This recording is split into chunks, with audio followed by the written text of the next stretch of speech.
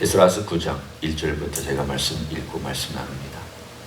이 일 후에 방백들이 내게 나와 이르되 이스라엘 백성과 제사장들과 레위 사람들이 이 땅 백성들에게서 떠나지 아니하고 가나안 사람들과 헷 사람들과 브리스 사람들과 여부수 사람들과 암몬 사람들과 모압 사람들과 애굽 사람들과 아모리 사람들의 가증한 일을 행하여 그들의 딸을 맞이하여 아내와 며느리로 삼아 거룩한 자손이 그 지방 사람들과 서로 섞이게 하는데 방백들과 고관들이 이 죄에 더욱 으뜸이 되었다 하는지라.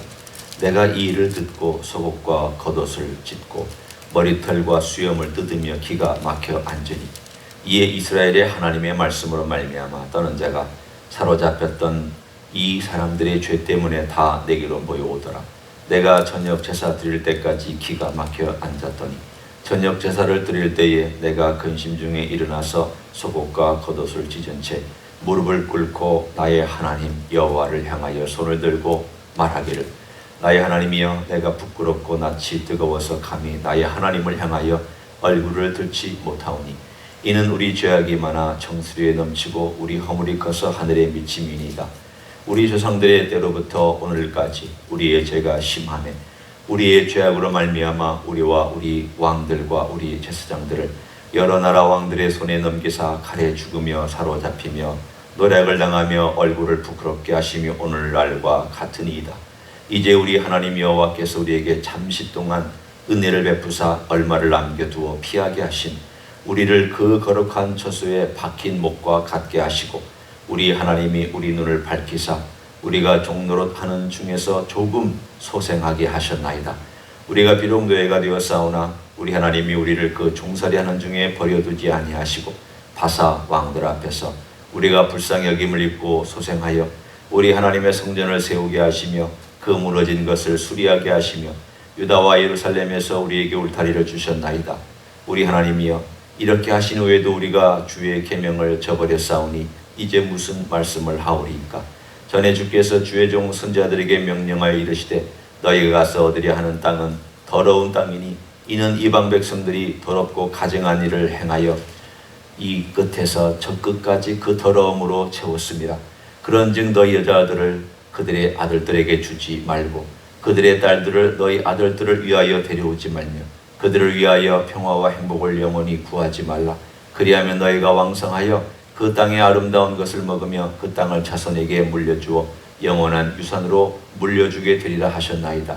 우리가 악한 행실과 큰 죄로 말미암아 이 모든 일을 당하였사오나 우리 하나님이 우리의 죄악보다 형벌을 가볍게 하시고 이만큼 백성을 남겨주셨사오니 우리가 어찌 다시 주의 계명을 거역하고 이 가증한 백성들과 통혼하오리이까. 그리하면 주께서 어찌 우리를 멸하시고 남아 피할 자가 없도록 진노하시지 아니하시리이까.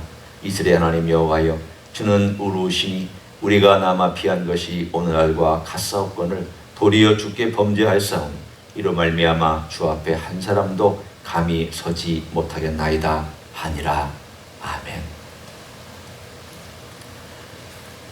에스라가 돌아왔을 때 당한 그들의 문제점에 대한 가장 중심적인 문제점에 대한 이야기가 오늘 본문에 등장합니다. 오늘 이 시대 우리의 눈으로 그 시대를 바라보면 뭐 이게 크게 큰 문제인가? 국제결혼할 수도 있는 것이지 또 인종 간에 이렇게 신앙이 같거나 또는 믿음이 같으면 그렇게 할 수도 있는 것이지 라고 우리는 쉽게 얘기할 수 있습니다. 그러나 그 시대와 이 시대는 차이가 있습니다. 그때는 여전히 구약, 그때는 여전히 이스라엘 백성을 통하여 하나님께서 구원의 역사를 전 인류의 한가운데 놔두시고 베푸시던 시대입니다. 뿐만 아니라 그들은 이제 돌아온 지 얼마 안 돼서 80년이라는 시간이 지났지만 여전히 연약하고 왕도 없고 자기들 스스로 지도자를 세우기에는 여전히 정치적으로 독립된 나라가 아니었습니다. 전에 말씀드린 것처럼 인류의 99.99%는 다 다신교를 믿고 있고 우상을 믿고 있고 그런 한 복판에 유일신을 믿고 있는 이 유대민족을 하나님께서 다시 회복시키셨습니다. 그렇지만 오늘 에스라가 고백한 것처럼 우리는 너무 조금 남았습니다.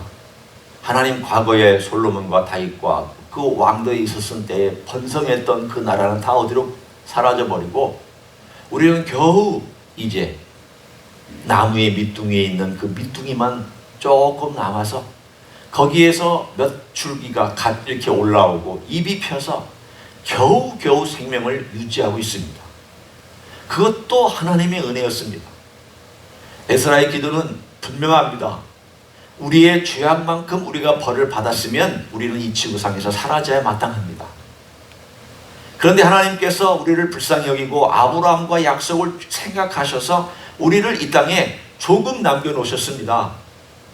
그리고 이렇게 하나님의 은혜로 여기까지 이 공동체가 존속할 수 있었습니다. 그런데 우리는 뭡니까? 우리의 모습은 참으로 하나님 아버지 앞에 제대로 설 수가 없습니다. 그 고백을 이 에스라가 바벨론에서부터 2차로 회복하여 돌아오고 나서 그 사회를 보고 통탄하면서 기도를 드리는 내용이 9장입니다. 통혼이 왜 문제입니까? 통혼이 큰 문제가 되는 것은 점차 이방 사람들의 관습과 습관으로 빠져들어가는데 문제가 있기 때문입니다. 이방 사람들의 삶의 문제는 다신론입니다. 우상을 숭배하는 삶의 모습입니다. 사람의 일반적인 삶의 가치와 형태는 늘 내가 섬기는 신과 관련되어 있습니다. 내가 어떤 종교에 빠져 있으며 무엇을 믿고 있느냐가 내 머릿속의 가치와 내 심장의 자세와 마음과 내 생각하는 패턴을 결정하는데 지대한 절대적인 영향을 미칩니다. 나는 아무도 안 믿고 나는 아무도 따라가지 않습니다 하는 사람도 자기가 믿는 게 있습니다. 돈을 믿든 자기 자신의 능력을 믿든 뭐든지 믿는 게 있습니다. 결국 우상을 따라가면 그 우상의 가치와 우상의 수준을 따라가게 되고 그 우상들의 하는 행위를 본받게 되어 있습니다. 부부가 한쪽은 이스라엘이 있고 한쪽은 이방인이라면 결혼했을 때에 누구를 따라가기 쉽겠습니까? 목사님, 예외적인 얘기도 있지 않습니까? 로마 시대에 믿지 않는 가정에, 로마인 사람들의 가정에 믿는 그리스도인 여자들이 들어가서 로마를 변화시키지 않았습니까? 예, 그런 일이 있습니다. 그때는 이미 민족적인 개념으로서 신앙이 존재하는 것이 아니라 모든 열방 가운데 신앙이 퍼져나가기 시작하고 하나님께서 로마에 강력하게 역사하기 시작해서 핍박받을 때에 그 여성들로 말미암아 가정들이 변화되는 기적 같은 일들이 일어났습니다. 그래서 심지어는 로마가 점차 시간이 지나면서 그리스도인 여자들을 아내로 맞이해야 된다. 며느리로 맞이해야 된다.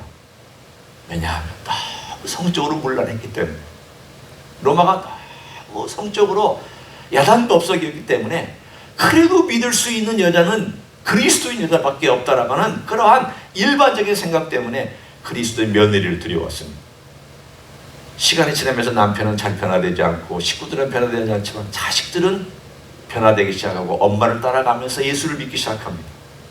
그러면서 좋은 영향력을 행사했습니다. 여성들이.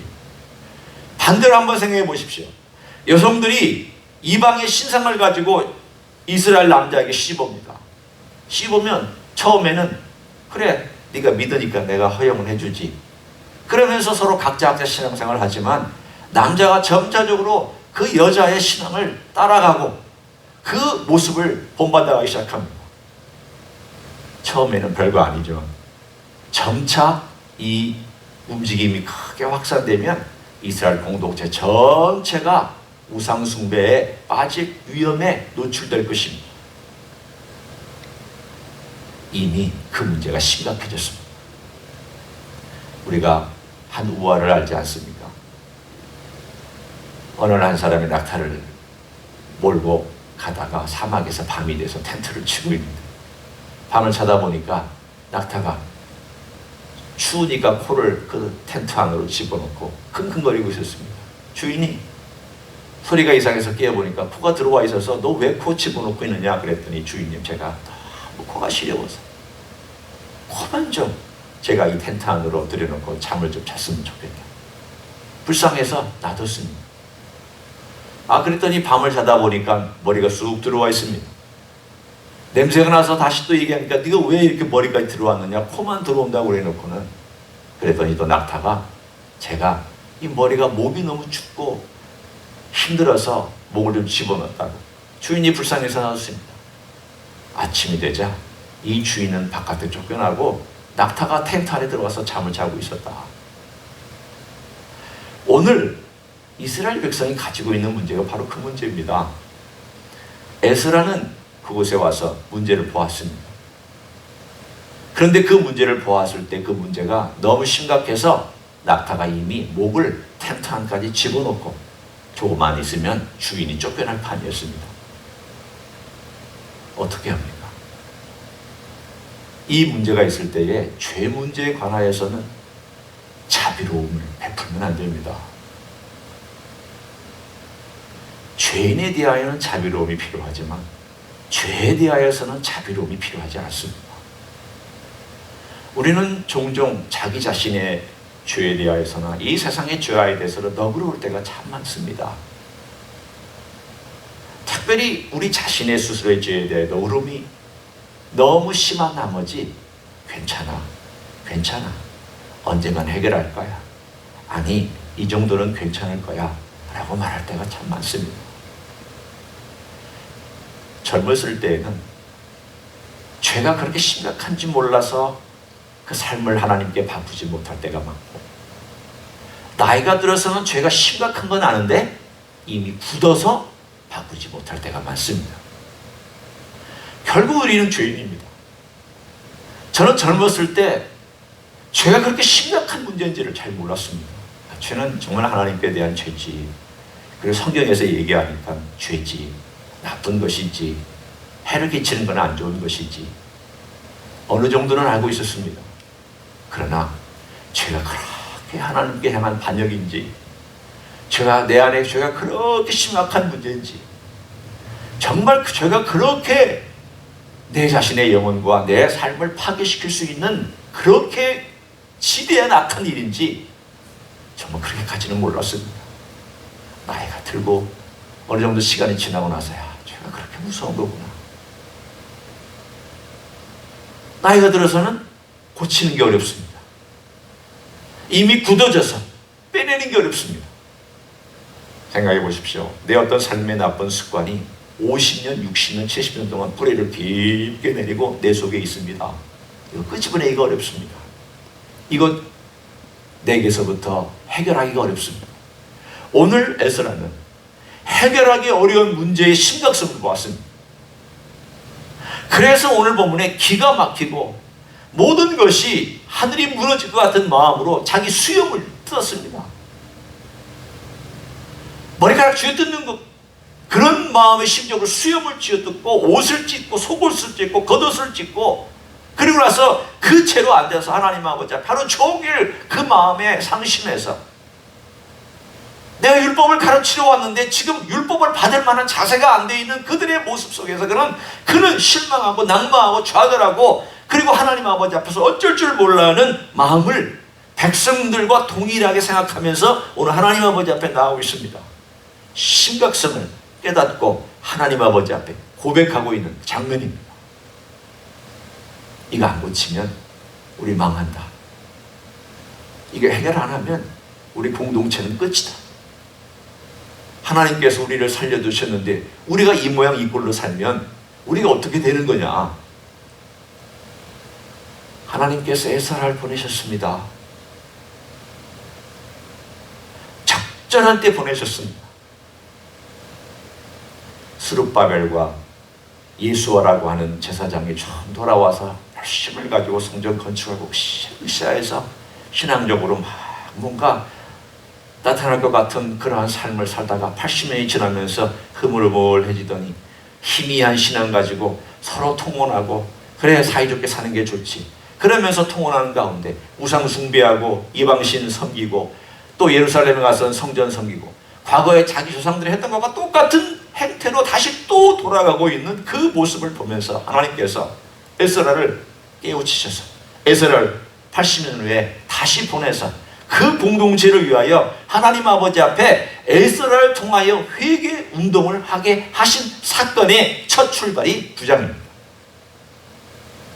오늘 우리는 이 9장을 보면서 하나님 아버지 앞에서 깨닫게 해주실 때, 그리고 그것이 얼마나 심각한 문제인지를 알게 해주실 때, 오늘 에스라가 있었던 것처럼 하나님 아버지 앞에서 자기의 문제를 끄집어내고 고백하며 그 문제가 나중에 끄집어내지는 가운데 삶에서부터 끄집어 나올 때까지 살아가는 것이 진정한 회개의 삶입니다. 내 안에 이게 있구나, 회개했다고 고스란히 놓고 살아가는 건 회개 아닙니다. 내 문제가 여기에 있는데도 하나님 제가 정말 잘못했습니다. 심각합니다. 저는 죄인입니다. 저는 악합니다. 저는 거짓말쟁입니다. 저는 이렇게 잘못했습니다. 그렇게 눈물 흘리고 회개하고 수염을 쥐어뜯고 회개한다 할지라도 아무 변화를 주지 않고 끄집어내지 아니하면 회개 아닙니다. 그냥 후회일 뿐입니다. 통탄하는 것뿐일 뿐입니다. 회개는 끄집어내는 데까지 가는 일입니다. 오늘 이 9장부터 시작된 이야기는 바로 에스라가 문제를 직면하며 율법을 가르치기 전에 율법이 하나님의 마음을 가지고 백성들과 대면하며 슬플 때 슬퍼할 줄 알고 기쁠 때 기뻐할 줄 알고 죄를 죄로 알 줄 알고 하나님의 은혜를 은혜로 알 줄 아는 삶의 모습을 그대로 보여주고 있습니다. 우리는 주님의 종이고 양입니다.